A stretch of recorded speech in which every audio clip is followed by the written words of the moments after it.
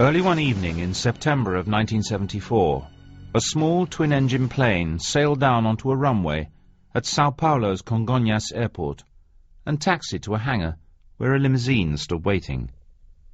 3 men transferred from the plane to the limousine, which drove towards the white skyscrapers of central Sao Paulo.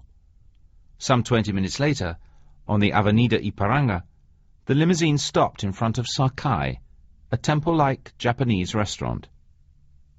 The 3 men came side by side into Sakai's large foyer.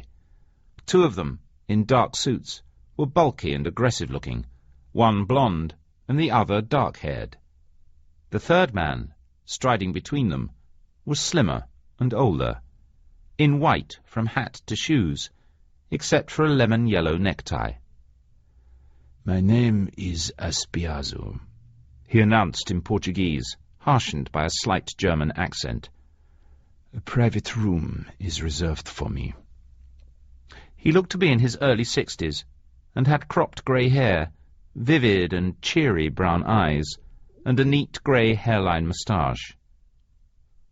"My guests will arrive at 8 o'clock, and after we eat, we'll have a conference here."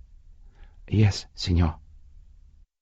The black-haired man closed the door, and facing it, raised his arms high, curved his fingers, and set the tips of them on the top of the doorframe, as if to play a keyboard there. He moved his hands slowly apart. The guests arrived within a period of 4 minutes, 6 well-dressed businessmen in their middle 50s, fair-skinned, Nordic. Sock-footed, they nodded politely to one another, and bent to present themselves in Portuguese and Spanish to the man in white. They lowered themselves in at the sides of the table, shook napkins open, named their drinks to the pretty young waitress gracefully crouching. Flat-faced Suruko set a steaming rolled-up washcloth before each man. The man in white and his guest scrubbed appreciatively at their hands, wiped at their mouths. Wiping away, apparently, Portuguese and Spanish. German began to emerge. German names were exchanged. "Ah, I know you. You served on the Stangl, right, at Treblinka?" "Did you say Farnbach? My wife is a Farnbach, from Langen, near Frankfurt." "Out, girls," the man in white said. "We wish to speak in private." The black-haired man looked in at the door, counted the men, and drew the door closed.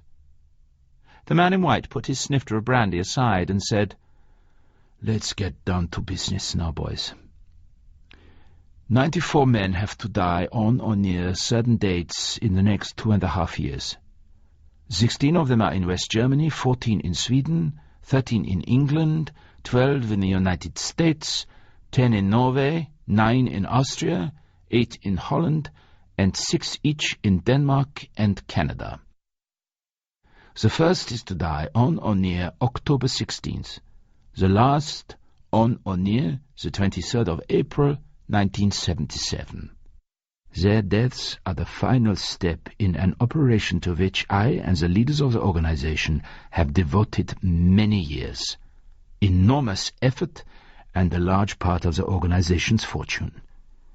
It's the most important operation the organization has ever undertaken, and important is 1,000 times too weak a word to describe it.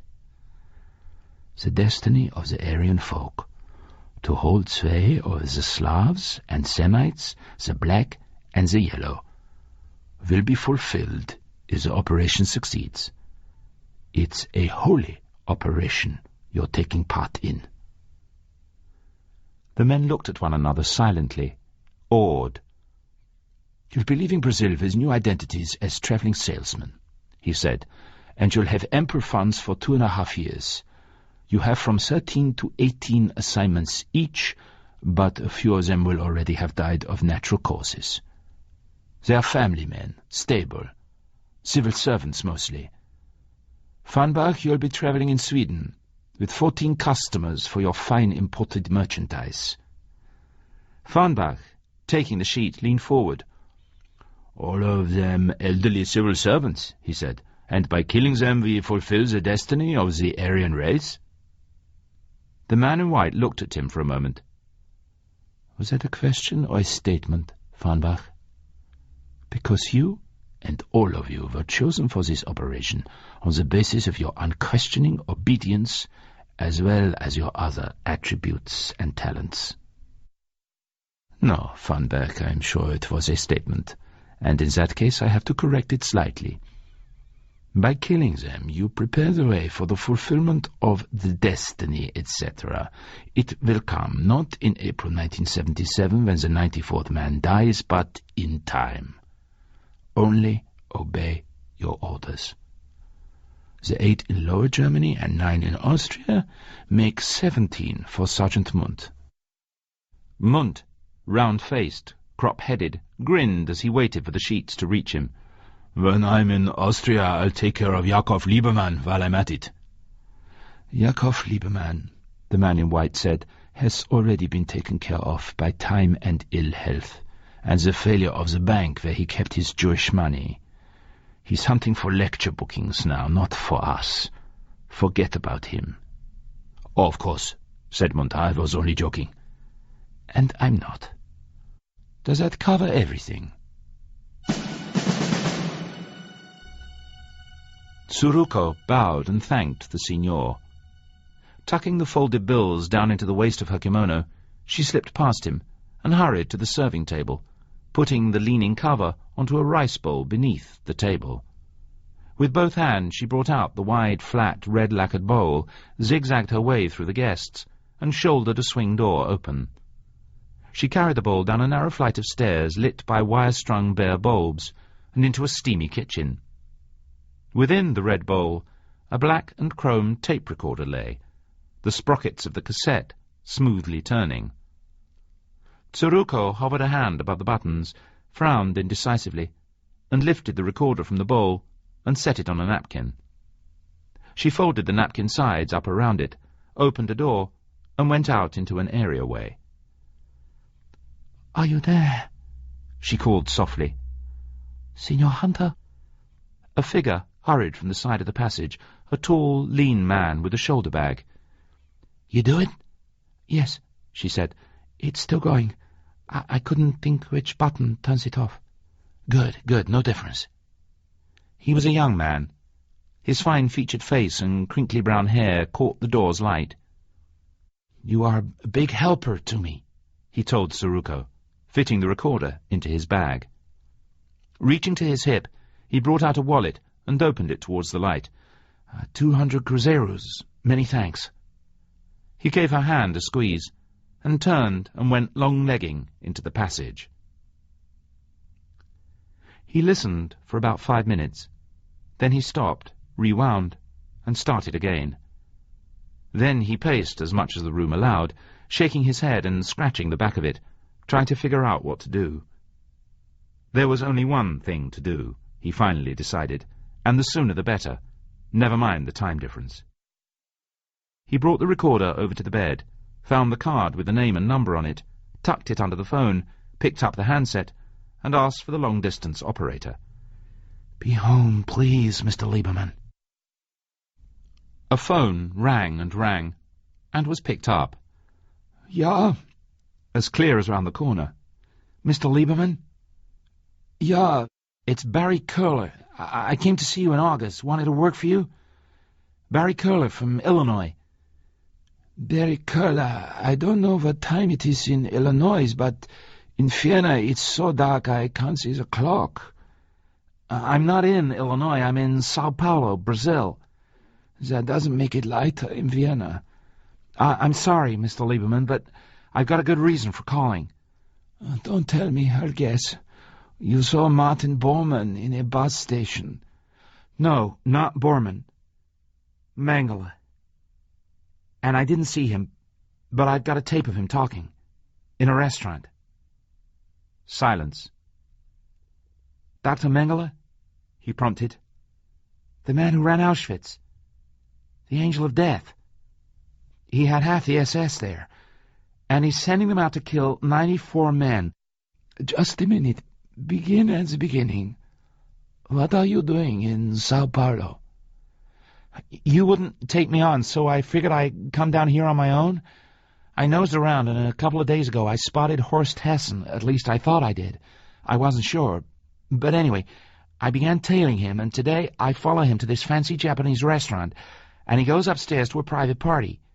There's a Nazi guarding the stairs, and the party is being given by Signor Aspiazu. Doesn't Mengele use the name Aspiazu? He uses lots of names. Gregory, Fisher. And Aspiazu, right? Silence. Yeah. Go ahead. So I went round the back and got to one of the waitresses. 200 cruzeros later, she gave me a whole cassette of Mengele dispatching the troops. Mr. Lieberman, they're going out tomorrow. Who is going out, Barry? How many? 6. Hessen, Traunsteiner, Kleist, Mundt, and 2 others, Schwimmer and Farnbach. And they're going out for 2.5 years. And they've got certain dates when they're supposed to kill certain men. And here comes the crazy part. The men they're going to kill, they're all 65-year-old civil servants. The first killing is slated for October 16th. A knock at the door. "Go away," he shouted at it, covering the mouthpiece. "I talk the long distance." Louder knocking. A non-stop barrage. "Hold on." Putting the phone on the bed, he got up and stepped to the door. What is it?" He turned the knob, and the door burst in. A dark bull of a man slammed him backwards. He was grabbed and turned, his mouth crushed, his arm wrenched back. The Nazi of the stairs lunged with a knife. The man in white came into the room, wearing his hat and holding his briefcase. He closed the door, and standing before it, watched the blond man stab and stab the young American. The blond man, panting, stopped stabbing, and the black-haired man lowered the surprised-eyed young man gently to the floor. The man in white looked at the tape recorder, pressed a white-gloved fingertip to its end button. The window sprang. The cassette jumped free. He glanced at the card under the phone, took it, and looked at the handset lying on the bed. "Barry," it called. "Are you there?" The man in white reached out slowly and picked the handset up, raised it, brought it to his ear, listened with brown eyes narrowed, vein-threaded nostrils quivering. He put the handset into its cradle, stared at the phone. "Goodbye, Lieberman. The Fourth Reich is coming. See you at the door of the gas chamber." The blond man said in German, "Will they get caught? The men, I mean." "The job has to be done," the man in white said. "Heil Hitler!"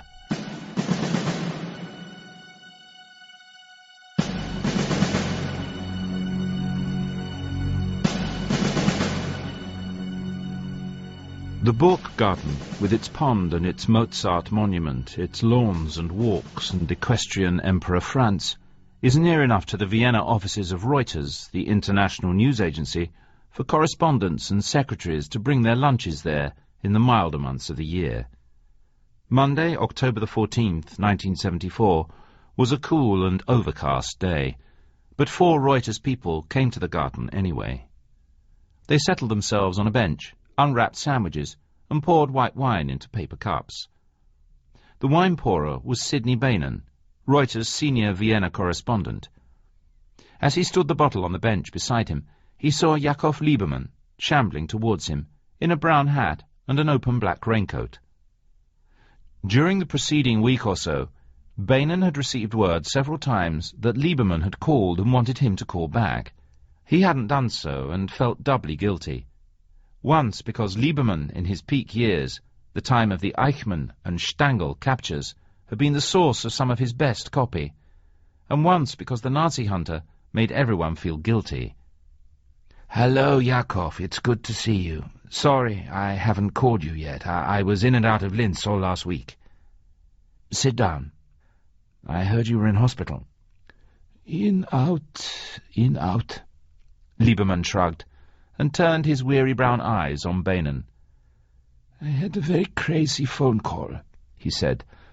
"A few weeks ago, middle of the night. This boy from the States calls me from Sao Paulo. He has a tape of Mengele.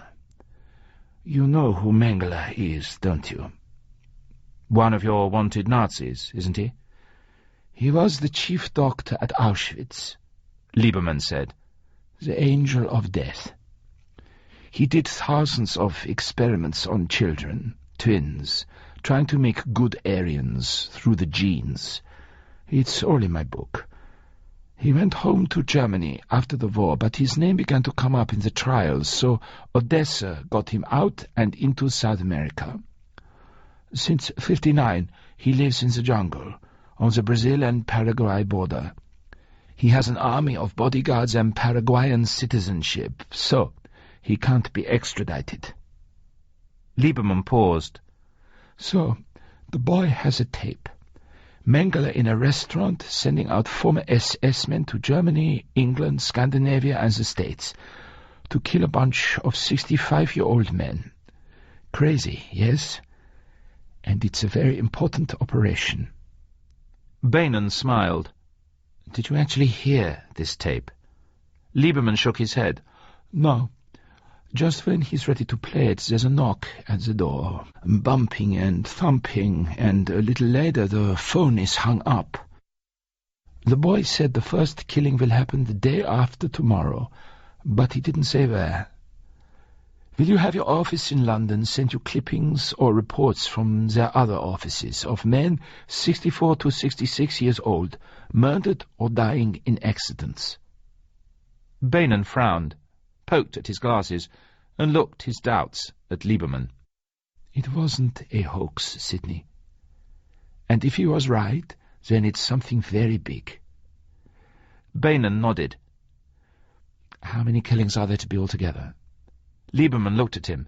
A lot. I'm speaking in Germany till November 3rd, so whatever you get, please mail it to my apartment so I'll have it when I get back. German audiences, young ones, were always the best, really caring, attending, concerned about the past. They made him be his best, finding genuine feeling again where American and English audiences, less involved, allowed him to lapse into mechanical delivery of memorized lines. In the beginning I only wanted vengeance, he told an intently watching young woman in the second row. But the trouble with vengeance is that, one, you can't get it, not really, and two, if you could, would it be of much use? So now I want something better than vengeance.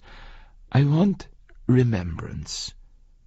Philosophers have warned us, if we forget the past, we are doomed to repeat it. And that is why it's important to capture an Eichmann or a Stangl, not necessarily to convict them, but so that witnesses can be brought forward to remind the world that men no different on the outside from you and me can commit under certain circumstances the most inhuman atrocities. So that you and you and you will take care to see that those circumstances shall never again be permitted to arise. He bent his head. Thank you. If you have questions now, I'll do my best to answer them. He pointed to a hand in the back row. I can see, the young woman said, that it's important to get the key people put on trial. But aren't you still motivated by vengeance in a case like Frida Maloney, a rank-and-file guard who gets dragged back here after being an American citizen for so many years? He nodded and stayed silent for a moment. I gather from your questions that you're aware that a woman who has been a nursery school teacher and the finder of homes for homeless babies can also have been the same rank-and-file concentration camp guard, guilty perhaps of mass murder. Would you be aware of this somewhat surprising possibility if Frida Maloney hadn't been found and extradited? I don't think so. Mengele had nothing to do but wait, till the 1st of November, when the calls were coming to headquarters. And now at last the day had come, a fine one, so blinding bright that he had drawn the study curtains. The radio was on and tuned into the headquarters frequency, with the earphones lying ready beside a memo pad and pen. Shortly before noon, when he was beginning to get quite impatient, the drone of a plane came with increasing loudness through the curtains. The drone of the headquarters plane, which meant either very good or very bad news. He came out onto the side of the grass airstrip, in time to see the plane, stopped now, propellers dying. The door swung open, and one of the guards trotted over to help a tall man in a light blue suit down the steps. Colonel Seibert. It had to be bad news. The colonel saw him and waved. Mengele started forward. News? The colonel nodded, smiling. Yes, good news. All the salesmen checked in. The October customers have all been seen. 4 on the exact dates, 2 a day early, and 1 a day late. Mengele pressed his chest and breathed. Praise God. I was worried. The plane coming. I felt like taking a flight. Colonel Rudel called me yesterday morning. Oh? Mengele saw at once that the pleasure of flying wasn't the reason the colonel had come. How is he? Fine, but a little concerned. Lieberman spoke at Heidelberg 2 weeks ago. He asked the audience a rather unusual hypothetical question.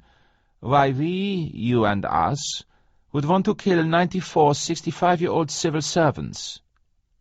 Why didn't you tell us?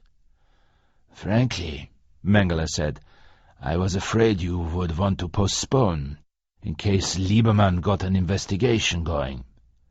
You are right, that's exactly what we would have wanted, the colonel said. You put 6 of our men into much more danger than we bargained for. And by doing so preserved your very large investment, not to mention the destiny of the Aryan race. I agree, Joseph, I agree, the colonel soothed. But if Rudel learns that you let the men leave knowing Lieberman was alerted, he'll cut you out of the operation completely. You won't even get monthly reports. So I'd rather not tell him. But before I can do that, I have to have an assurance from you that you won't make any more solo decisions. Of course, said Mengele. Absolutely. Welcome home, said Esther, Lieberman's secretary. He put down his suitcase, talked about the trip, about old friends he had visited. There's a Reuters envelope. It says personal. He unwound the envelope string fastener and shook out a mass of newspaper clippings. So many men murdered. Not all murdered, Lieberman said. Some are accidents. How will you know which ones the Nazis killed?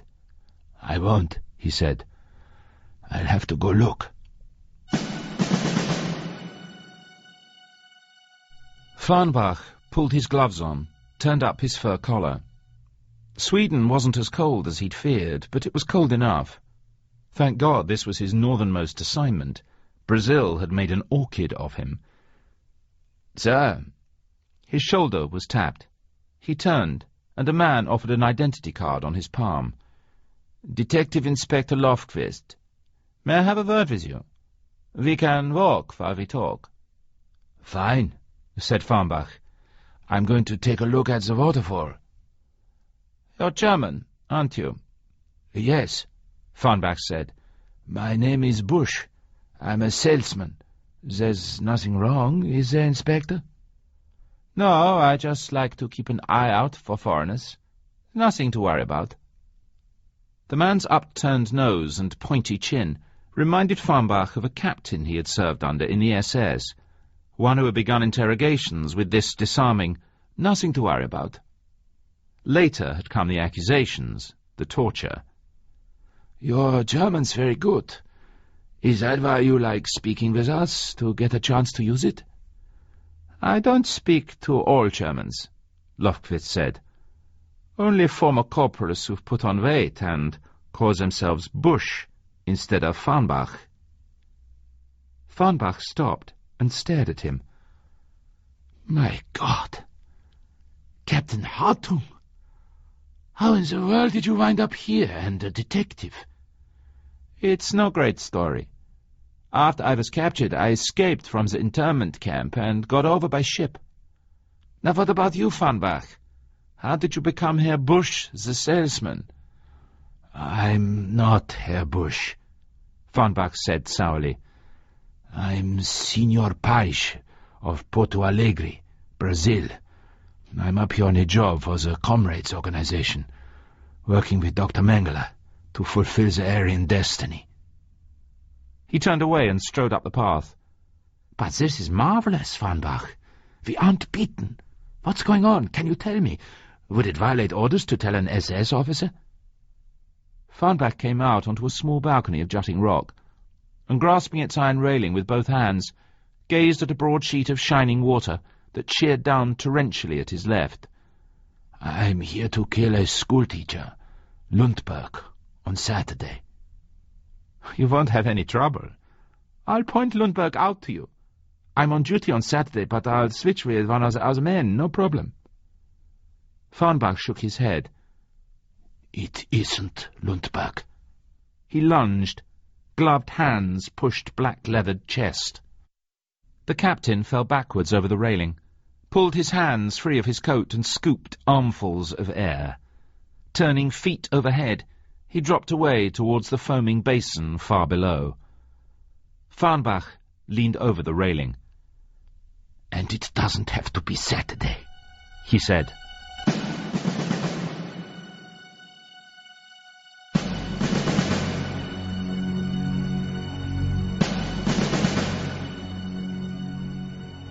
Getting off the plane at the Essen-Mulheim airport, Lieberman was surprised to find that he felt pretty good.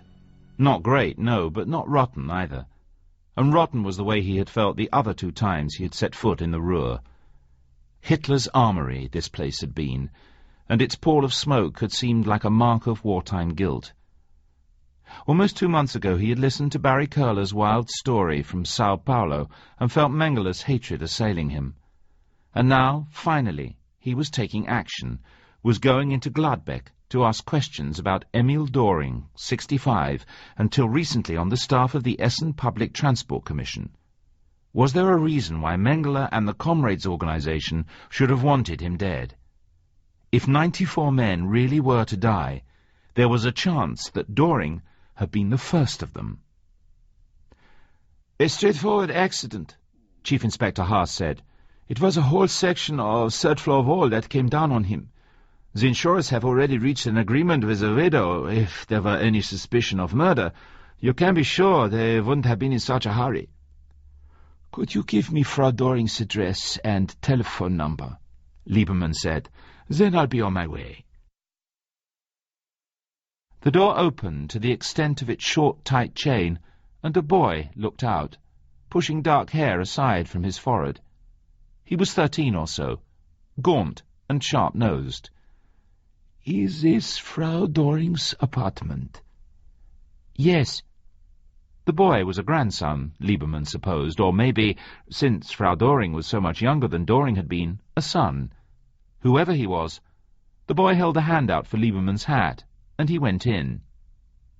A woman stood there, a pretty woman, in her early 40s. Please, she said with some embarrassment, could I ask you to show me some identification? His initials are in his hat, the boy said behind Lieberman. YSL. Lieberman smiled at Frau Doring, handing his passport to her. That's very good. I didn't even notice you looking. The boy, brushing aside his dark forelock, smiled complacently. Frau Doring returned the passport. Yes, Eric is clever, only a little bit lazy. Right now, for instance, he's supposed to be practicing his clarinet. Is he your only child? Yes, she said proudly. He plans to make his career in music. I hope his father left him well provided for. Lieberman smiled. Surprised, Frau Doring nodded. Why do you ask that? I'm looking for a reason why Nazis in South America might have wanted to kill him. To kill Emil? And the others too. She frowned at him. What others?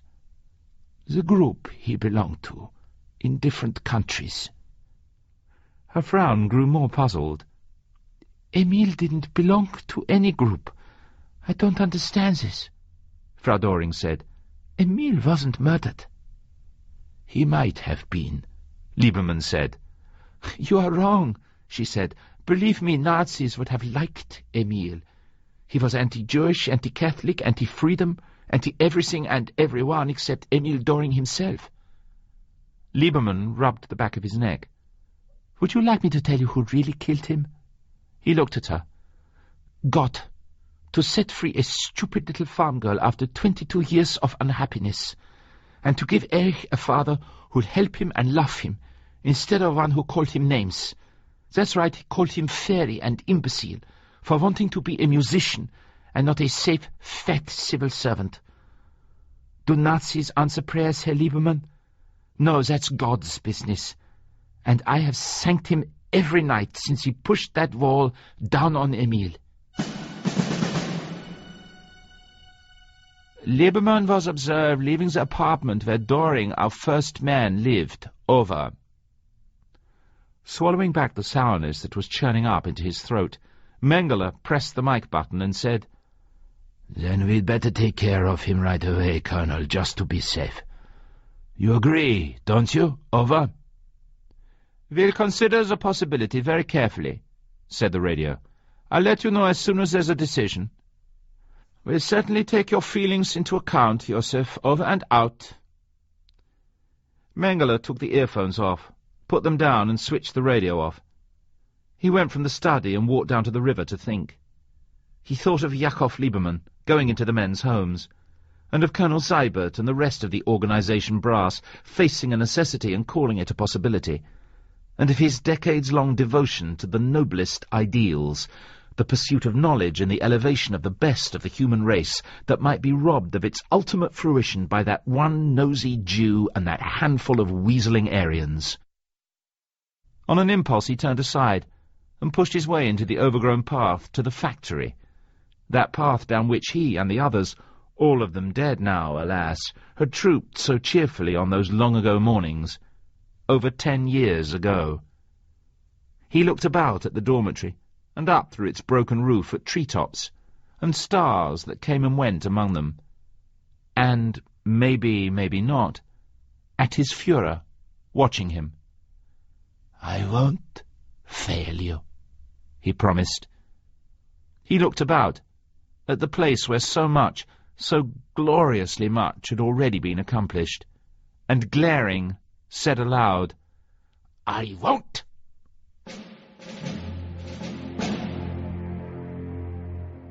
In January of 1975, Lieberman went to the United States for what was to have been a 2-month speaking tour. On Thursday evening, January the 16th, he spoke at Congregation Knesset Israel in Pittsfield, Massachusetts. A woman who had brought a paperback copy of his book for him to autograph said, as he wrote in it, that she was from Lenox, not Pittsfield. "Lenox?" he asked. "That's near here?" 7 miles, she said. "I'd have come if it were 70. He smiled and thanked her. "November 16th, Curry, Jack, Lenox, Massachusetts. Killed in a hunting accident. Someone's wild shot." He hadn't brought the list with him, but it was there in his head. Early the next morning he borrowed his hostess's Oldsmobile and drove to Lenox. 5 inches of snow had fallen and more was coming down, but the roads were only thinly covered. In Lenox he found that no one had admitted shooting Jack Curry, and no, off the record, Police Chief De Gregorio wasn't sure that it had been an accident. The hit had been surprisingly clean, smack through the back of the red hunting cap. At mid-morning, Lieberman sat in a small, untidy kitchen, sipping tea from a mug, and feeling miserable because Mrs. Curry was going to cry any minute. Like Emil Doring's widow, she was in her early 40s, but that was the only resemblance. "I'll only ask a few questions," he said. "Did he belong to any international group or organization of men his own age?" She shook her head. "What are you doing out of bed?" He looked around. The Doring boy stood in the doorway. Erich Doring, gaunt and sharp-nosed, his dark hair disordered, in blue and white striped pyjamas, barefoot. Lieberman rose, surprised. "Do you know that you have a twin? An exactly like you boy who lives in Germany. Jack, you get back in bed now. Mrs. Curry said. "He has the flu." "Wait a minute," the boy said. "Now," she said sharply. "Say goodbye and go." "Jesus H. Christ," the boy said. "Goodbye." He stalked from the room. "It's amazing," Lieberman said. "I thought he was the boy in Germany visiting you. Even the voice is the same. The look in the eyes." "Everyone has a double," Mrs. Curry said. "Well, I don't like to be inhospitable, but you can see I've got an awful lot here that needs doing." Lieberman blinked and nodded, and reached for his coat on the chair back. "Astounding, such a sameness. Peas in a pod. And even more astounding when, on top of the sameness of their gaunt faces and skeptical attitudes, you put the sameness of 65-year-old fathers who were civil servants dead by violence within a month of each other. And the sameness of their mother's age, 41 or 2. How could so much sameness be? Was it possible that Mrs. Curry and Frau Doring had both had affairs with the same gaunt, sharp-nosed man 9 months before their sons were born? Even in that unlikely event, the boys wouldn't be twins. Mengeler's main interest. The subject of his Auschwitz experiments. Now, listen, Lieberman. You're going a little bit overboard. More than 2 months ago, you saw Erich Doring for less than 5 minutes. The whole thing is that 2 men happen to have sons who look alike. But what if it's more than 2? What if it's 3? Dear God, it had to be. He let it all come together. Part of it, anyway. At 7:15, in the library, he called Mrs. Curry. "Good morning, it's Yakov Lieberman again. I hope I didn't wake you. How is your son this morning?" "I don't know. He's still sleeping." "That's good. That's the best thing, a lot of sleep. He doesn't know he's adopted, does he? That's why you got nervous when I told him he has a twin." Silence. "Just tell me one thing, please. It's very important. Did you get him from a woman named Frida Maloney?" "Oh, we got him through an agency in New York. It was a perfectly legal adoption." "The Rosh Gaddis agency?" "Yes." "Frida Maloney worked there from 1960 to 1963. Lieberman drove to Logan Airport and caught the 9 o'clock shuttle to New York. At 10:40, he was in the office of the Assistant Executive Director of the Rosh Gaddis Adoption Agency. She wasn't a caseworker. She wasn't qualified for that. She was a file clerk. So she didn't find homes for babies. Lieberman pulled at his ear. "Let me ask you this, Mrs. Teague. A couple comes to you in that period, 1961-62.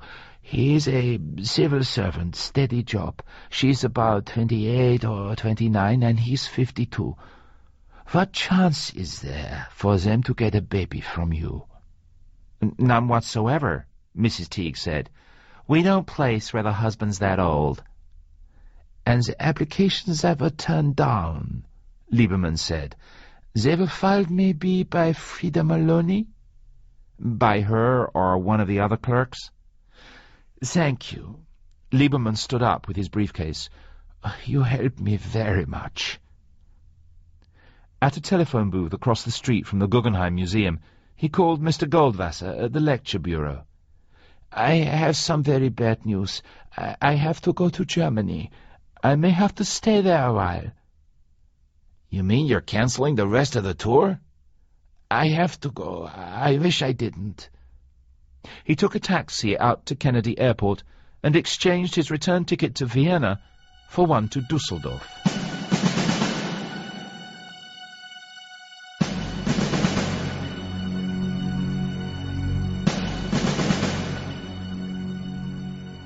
An indictment charging Frida Altschul-Maloney with mass murder at the Ravensbrück concentration camp was expected to be handed down at any moment.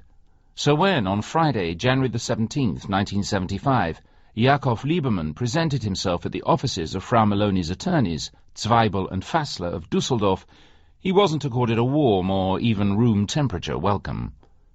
But Joachim Fassler was lawyer enough to know that Lieberman hadn't come here to gloat or kill time. There was something he wanted, and therefore something he would offer or could be asked for in exchange. He was right. If she saw him and answered his questions fully, he would tell Fassler about some of the testimony that was going to be presented against her by witnesses he had located. On Wednesday morning, the 22nd, Lieberman and Fassler drove together to the federal prison in Dusseldorf, where Frida Maloney had been confined since her extradition from the United States in 1973. A guard showed them into a square, beige-walled room with a round conference table and several chairs.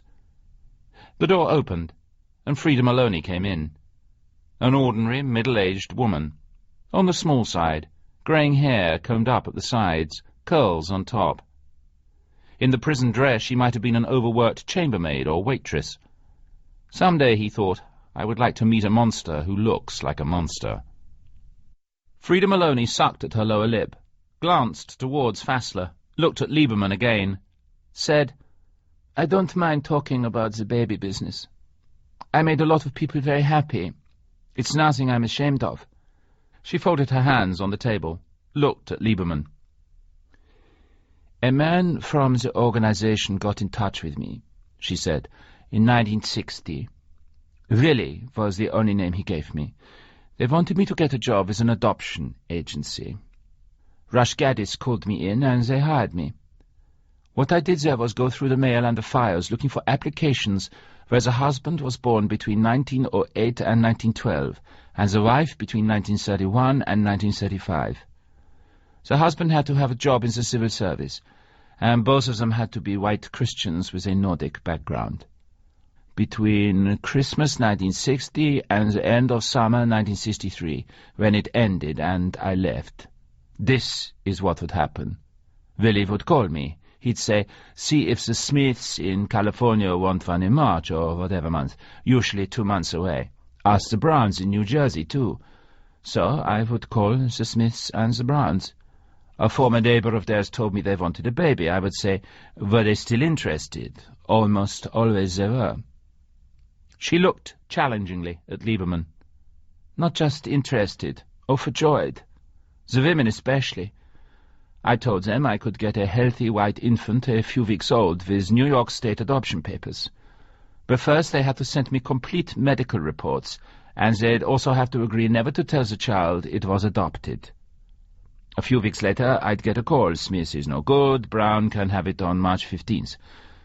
They were always boys. Darlings. "Do you know where they came from?" Lieberman said. "The boys? From Brazil. Altogether, there must have been about 20 babies. A few close together at the beginning, and after that, one every 2 or 3 months." "How did the babies look?" "Beautiful," she said. "Blue eyes, dark hair. They were all alike. They looked European, not Brazilian." "The 20 couples you gave the babies to, do you remember their names?" Frida Maloney smiled. "It was 13, 14 years ago," she said. "I remember one, because they gave me my dog. They raised Dobermans. Henry Wheelock, New Providence, Pennsylvania. I mentioned we were thinking of getting one, so they brought Sally, just 10 weeks old then, when they came for the baby. The first one was Guthrie in Ohio. He died in an accident this past October," Lieberman said. "Who was next after the Guthries?" Frida Maloney shook her head. "This is when there were a few close together, only 2 weeks apart. Wait a minute now. The Guthries were at the end of February, and then another couple from some place in the south, Macon, I think, and then the Currys, and then the Wheelocks." 2 weeks after the Currys? "No, 2 or 3 months.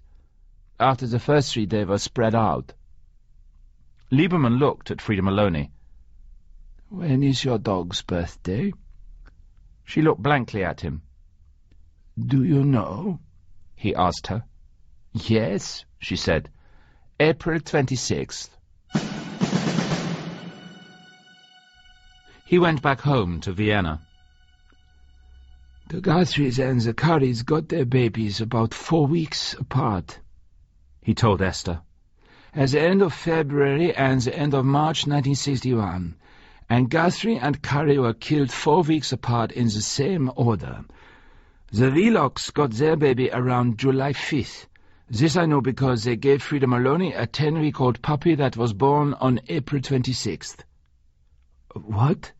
Esther turned and looked at him. And from the end of March to July 5th is roughly 14 weeks. So it's a good bet that Wheelock is supposed to be killed around February 22nd, 14 weeks after Curry. And I want to be in Washington 3 weeks before. But it's not possible, Esther said. How can there be so many boys who look alike? Don't say it's not possible, Lieberman said. I saw. Frida Maloney saw. The name she used was Gregory, the name Mengele used in Argentina. Everything must have come from him, the whole operation. Esther looked at him. Still no word of Barry Kohler. Lieberman shook his head. Nora's seen him since he rang me in the middle of the night and started this whole thing off. 4 months now. I think we have to assume Mengele had him killed.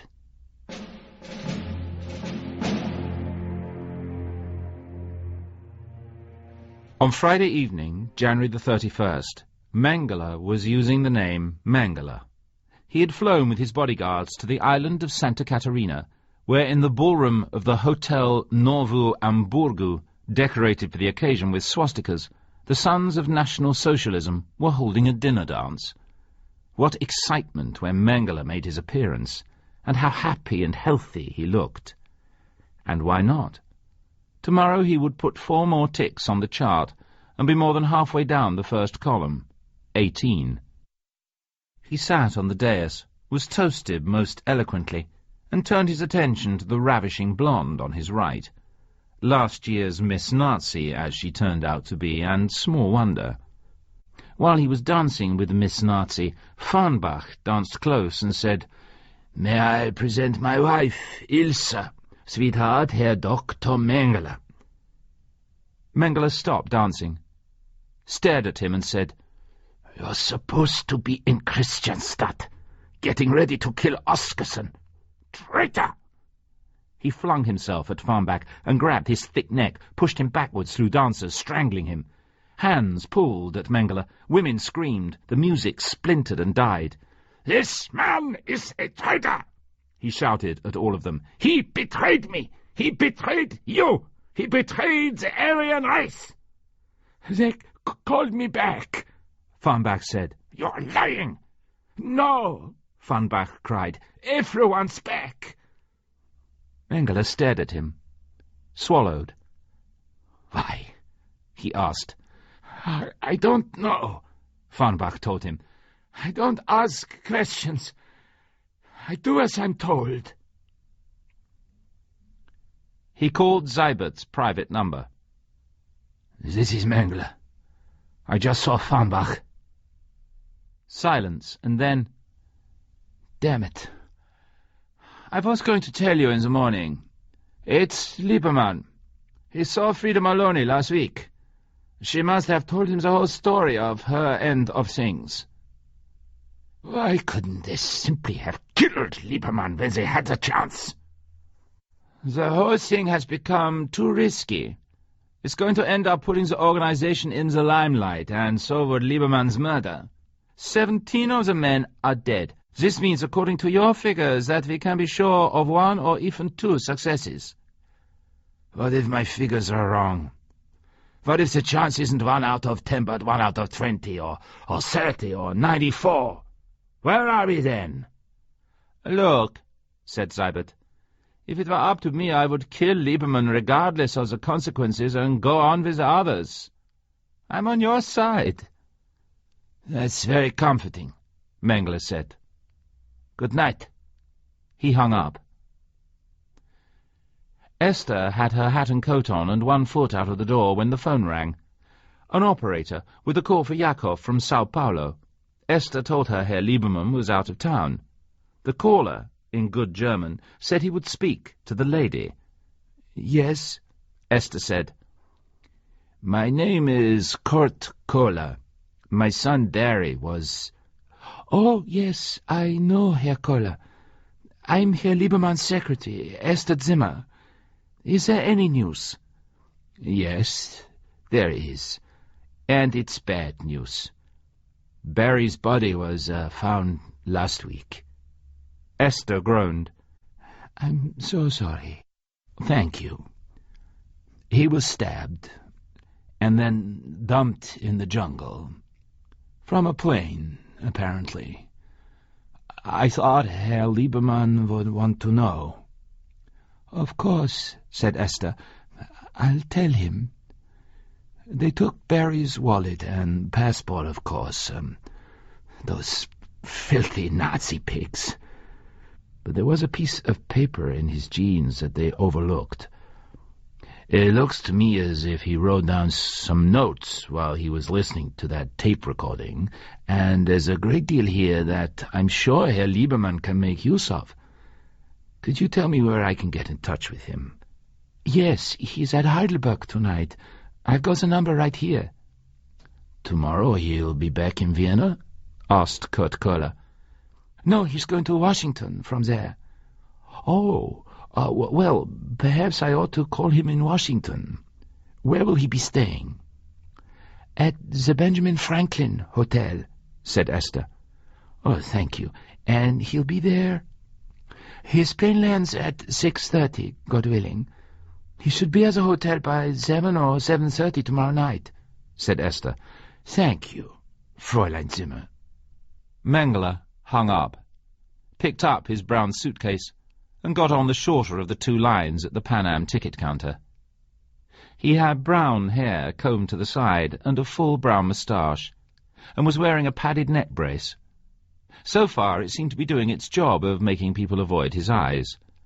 According to his passport, he was Ramon Ashaim I Negrin, a dealer in antiques, which was why he had a gun in his suitcase, a 9mm Browning automatic.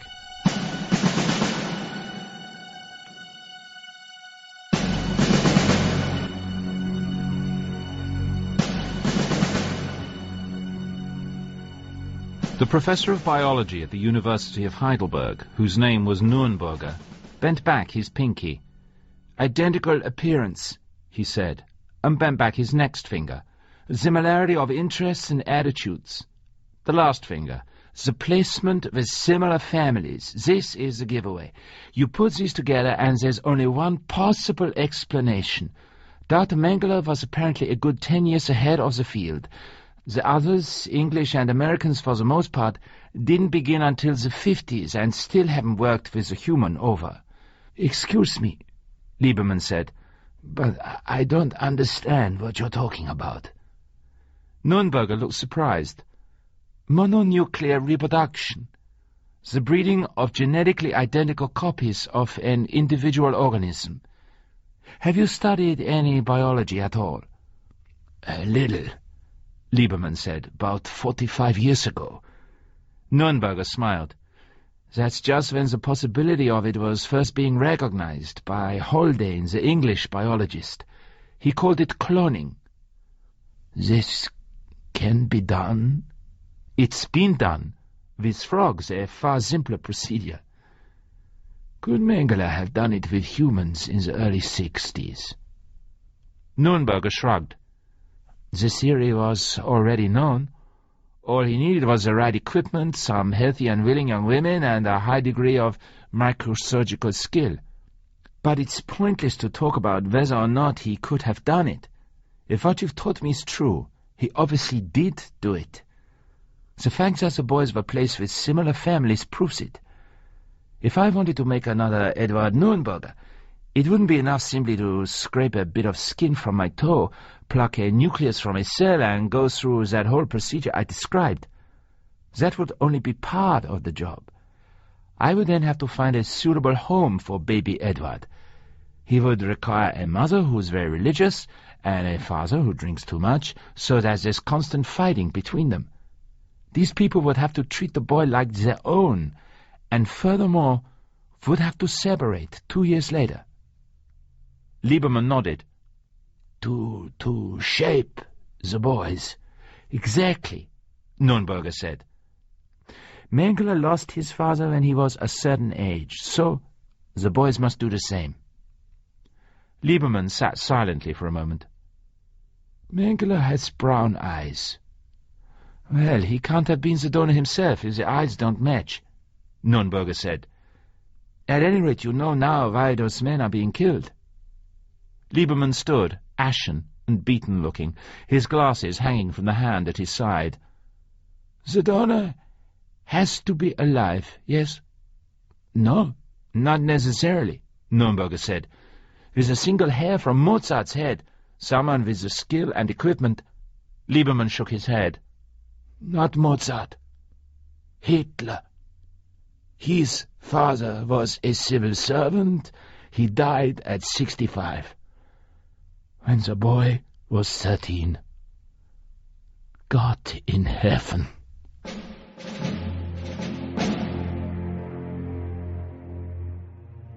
The Benjamin Franklin as a hotel rated about 1/10 of a star in Mengele's judgment. As a place to rid oneself of an enemy bent on destroying one's life's work and the last hope of Aryan supremacy, however, it rated 3.5 stars, possibly 4. At 6:45 he was seated in the lobby, leafing through a copy of Time and keeping an eye on the revolving door. At 8 o'clock he stepped into a phone booth and called the hotel. Have you a room reserved for Mr. Yakov Lieberman? Yes, we do. Would you like to leave a message for him? No, thank you. I shall call later. Where the hell was Lieberman? On Wednesday afternoon, at a few minutes after 2 o'clock, Lieberman got out of a traffic-locked taxi in the middle of Manhattan's Garment Center, crossed the street, and looked at the building there. Room 1205 had YJD on the pane. He knuckled it. Yes, a young woman's voice. It's Yakov Lieberman. A bolt clicked, and the door opened. Shalom, he said. We have to be careful, the girl apologized. They were in a tiny, cluttered anteroom. On the wall opposite, a door with a young Jewish Defenders poster taped to it, a hand brandishing a dagger in front of a blue Jewish star. The girl excused herself past Lieberman and knocked at the posted door. Reb, Mr. Lieberman's here. Rabbi Moshe Gorin, handsome, dark-haired, smiling, took Lieberman's hand. You're one of the few men in the world I really admire. Gorin introduced several other men, all in shirt-sleeves and, like Gorin, skull-capped. The phone on the desk rang. You're not expecting any calls, are you? Lieberman shook his head. Nobody knows I'm here. I'm supposed to be in Washington. I was on my way there yesterday to go to the FBI about some killings I'm investigating here and in Europe by former SS men, arranged for by the Kameradenwerk and Dr. Mengele. It dawned on me on the plane that maybe you, the YJD, could help out in this thing while I go to Washington. Whatever we can do, Gorin said. Just ask. Thank you, said Lieberman. That's what I was hoping. I may need you to guard someone, a man in Pennsylvania, in a town there, New Providence. Mengele had gone across the street early Wednesday morning and taken a room at another hotel, the Kenilworth, registering as Mr. Kurt Köhler of Evanston, Illinois. He called Vienna and reached Fräulein Zimmer, and explained to her that he had flown from New York to Washington, but where, pray tell, was Herr Lieberman? Not at the Benjamin Franklin Hotel. Fräulein Zimmer was surprised, but not alarmed. She would call Herr Köhler as soon as she had information. He slept Wednesday night at the Kenilworth. At a few minutes after 8 on Thursday morning, the phone rang. Hello? Is this Mr. Kurt Köhler? A woman, American, not Fräulein Zimmer, I'm Rita Farb, a friend of Yakov Lieberman. He's been staying with us in New York. He asked me to call you. He'll be in Washington tonight about 6. He has to make a little detour into Pennsylvania, but he'll definitely be there and call you first thing. Is he going to speak to Henry Wheelock in New Providence? Yes, I got directions for him. By 9 o'clock, Mengele was on the highway, in a white Ford Pinto under a bright blue sky. Moustache on, a wig, gun under his arm, God at his side.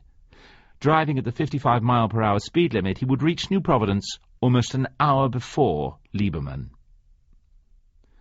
He found Old Buck Road branching right and left, chose the right-hand branch and headed back, watching for mailboxes, which were few and far apart, which was good. He could use the gun. H. Wheelock. The red flag signal was down at the side of the box. Guard dogs, aboard below, advertised, which was bad. Dogs barking, a tumult of it, challenged him from a sunlit clearing where a 2-story house stood at an angle to him, and at its back a dozen dogs flinging themselves at the high mesh fence. A white-haired man stood beside them, looking towards him, a dog at his side. You Lieberman? Mengele smiled. Yes, he said. Mr. Wheelock? Wheelock tilted his head toward the house. Come on in. I don't mind admitting you got me goddamn curious. He turned and led the way up the walk, finger-holding the blue-black Doberman's chain.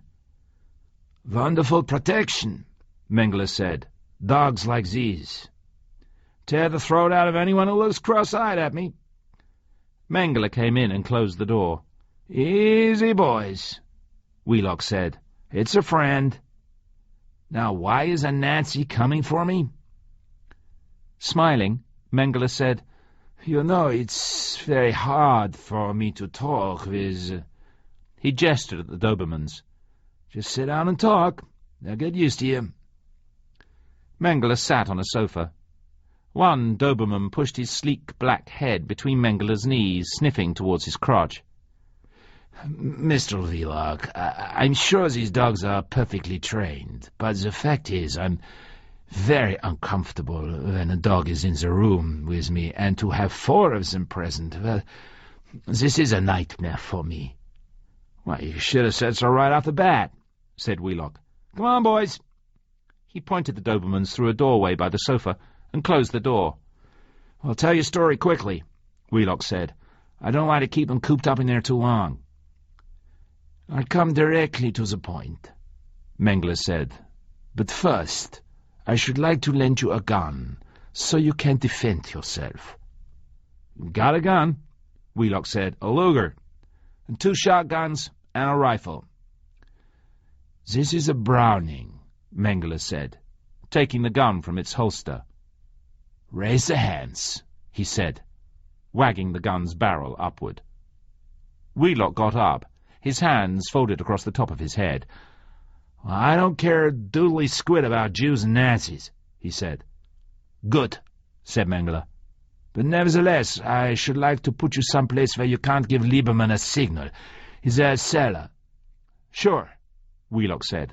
Go to it, said Mengele, keeping the gun aimed at Wheelock's red-shirted chest. Are there any other dogs in the house besides those 4? No, he said. Lucky for you. Where's your wife? At school in Lancaster. Wheelock walked into the hallway. Have you pictures of your son? What do you want them for? To look at, Mengele said. I'm not thinking of hurting him. I'm the doctor who delivered him. What the hell is this about? Wheelock stopped. Have you pictures? There's an album in there, where we were, on the table. That is the door? Yes. Mengele moved to the wall opposite and stood against it, the gun close to Wheelock's back. Go in. Wheelock turned to the left and started slowly downstairs, his hands on his head. Mengele aimed the gun at the red-shirted back. He fired, and fired again. The hands left the white-haired head, groped down, found wooden rails.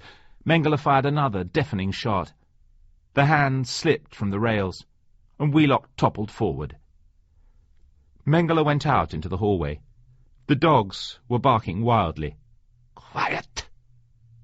He put the gun into the holster, looked at himself in the coat-stand's mirror, detached the wig and took it off, peeled the moustache from his upper lip, looked at himself again as he palmed his cropped grey hair with both hands. "You Lieberman?" Asked it again, more American, less German. "You Lieberman? Come on in. Ignore them. They always bark like that. Them. They. The. That. Ignore them. They always bark like that. You Lieberman? Come on in."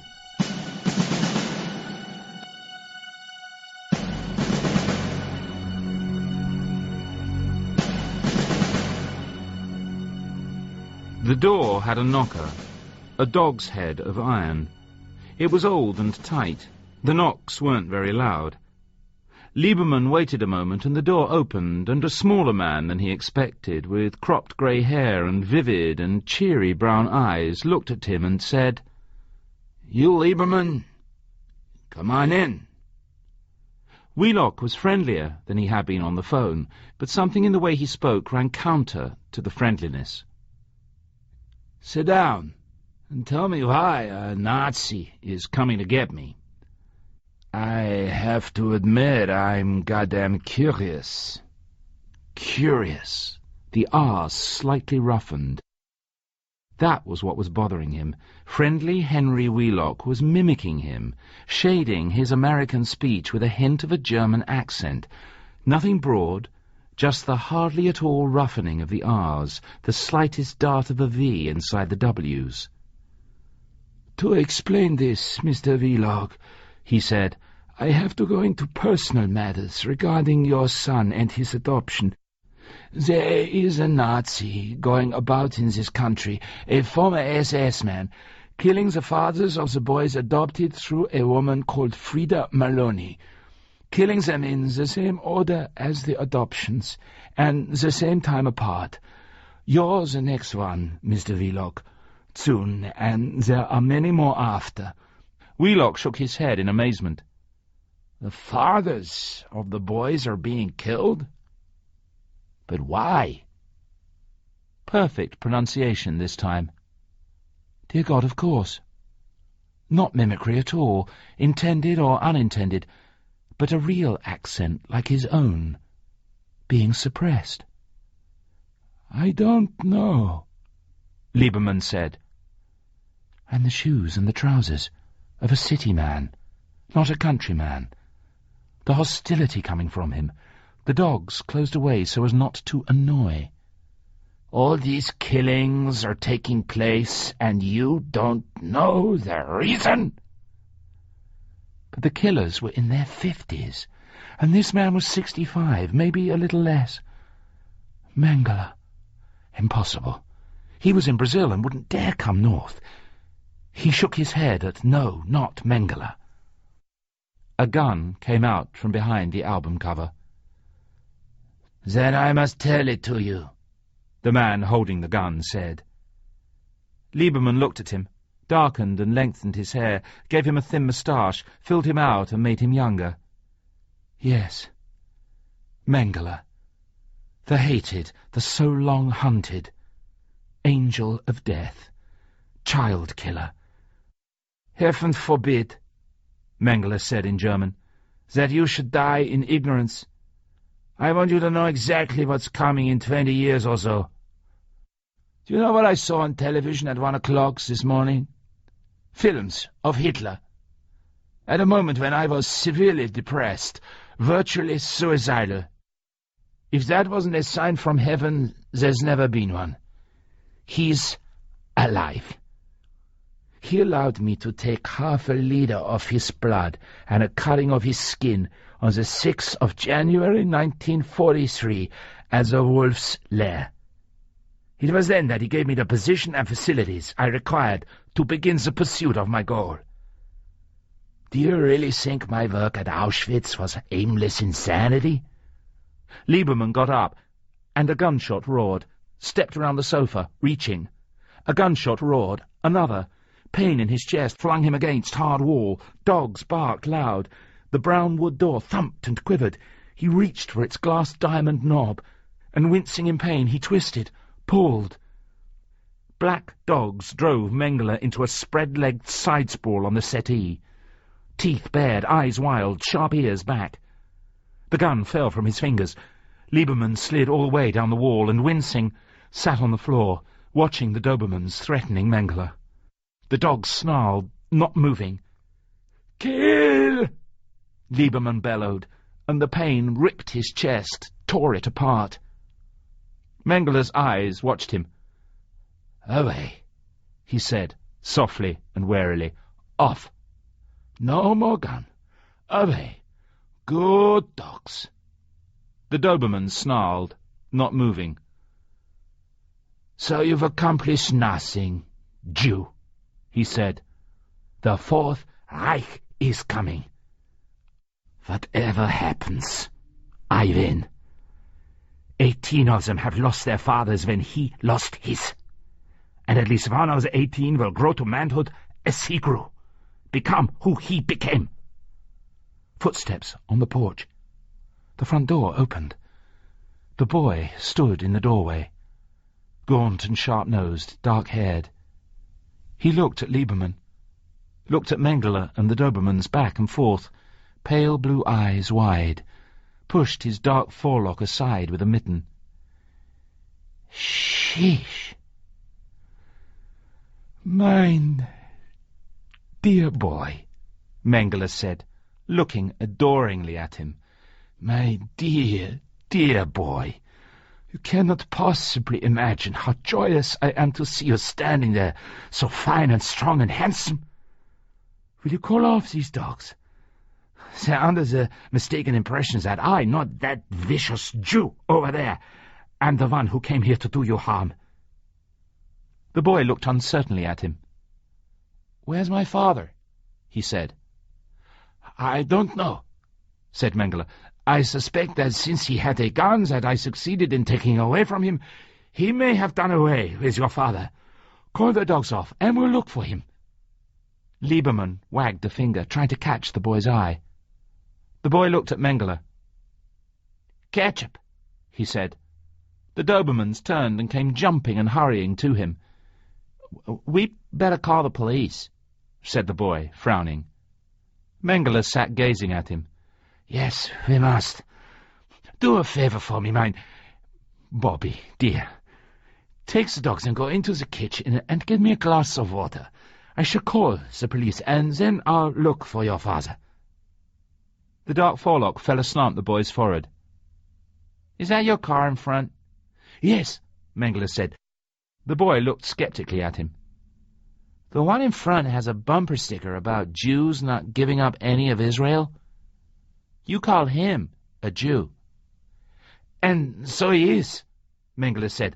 "At least he looks like one. This is hardly the time to talk about what words I used." "He switched it around, didn't he? He had the gun and let you in." Lieberman nodded. "That man is your enemy," Mengele cried. "You think I'm retarded?" The boy moved to the table, picked up the phone. "Please, I'll explain. I did lie. Yes, I had the gun. To help you. Please, listen to me for 1 minute." The boy lowered the phone, hung it up. "Thank you," said Mengele. "I should have known you would be too clever to lie to. You are clever, aren't you? Smarter than your teachers." The boy shrugged. "You have high ambitions to be a great painter or an architect?" "To make movies." "Of course," Mengele smiled. "You and your father have thought about this. You resent him with good reason?" The boy looked at him. "Who are you?" "The man you think of as your father," Mengele shook his head, "is not your father. And your mother, she is not your mother. Bobby, you were born of the noblest blood in all the world. You have it within you to fulfill ambitions 1,000 times greater than those of which you presently dream. Who are my real parents? The boy asked. It would be better for you not to know yet, Mengele said. When you're older, more mature. Pickles, the boy said. The Dobermans rushed, snarling, at Mengele. Tell me, the boy said, right now, or I'll say something else to them. I mean it. I can make them kill you if I want.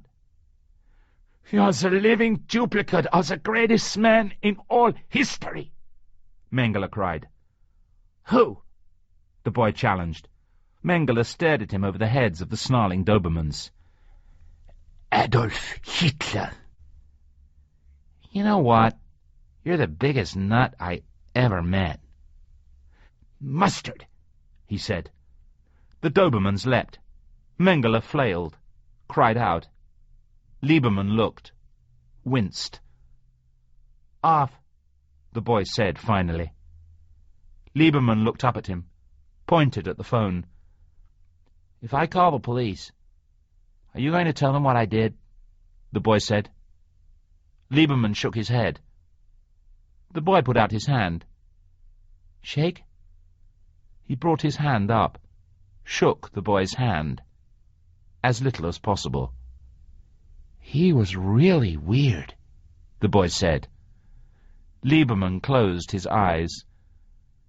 My helper, Hitler. Sandy, the girl from the YJD office, called with a lunch invitation for Tuesday the 11th.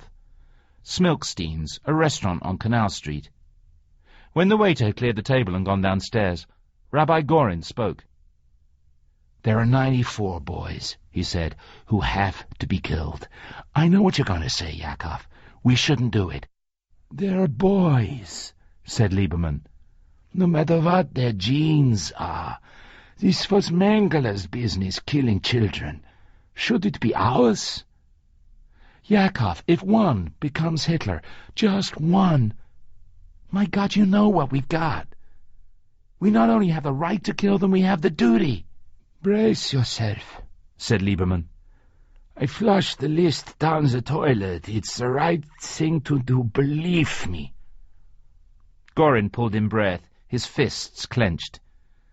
It's Jews like you that let it happen last time. Lieberman looked at him. Jews didn't let it happen. Nazis made it happen. People who would even kill children to get what they wanted. Gorin's jaw clenched. Lieberman watched him go, drew a breath, and turned to the stairs. He took hold of the banister and started caning himself slowly downwards, one step at a time.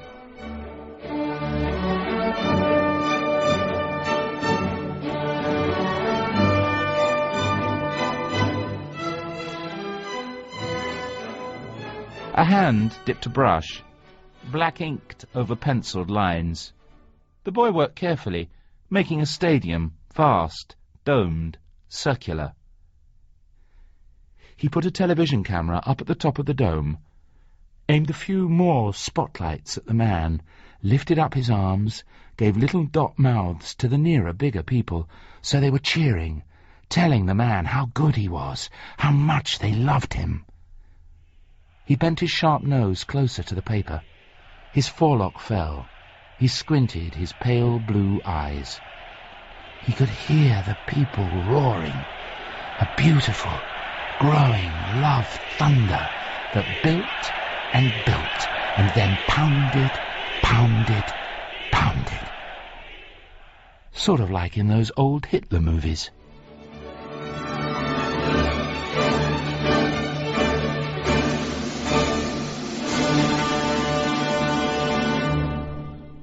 Alex Jennings was reading The Boys from Brazil by Ira Levin, abridged by Adrian Bean. It was a peer production.